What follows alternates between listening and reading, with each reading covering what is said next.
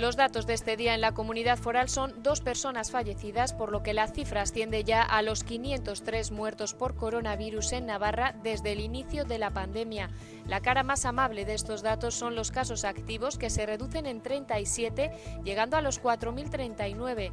En la UCI no hay nuevos ingresos y 93 personas han recibido el alta epidemiológica, con lo que suman ya 3.751 personas las que han superado el virus.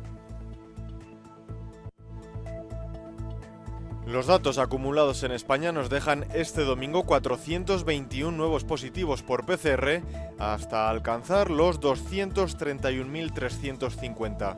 Por primera vez en 2 meses, los fallecidos en las últimas 24 horas están por debajo de los 100. En concreto han sido 87, dejando la cifra total en 27.650 personas que han perdido la vida a consecuencia del virus. También se aprecia un repunte en el número de curados, que aumentan en 2.719 personas y ya han superado la enfermedad en nuestro país 149.576 personas.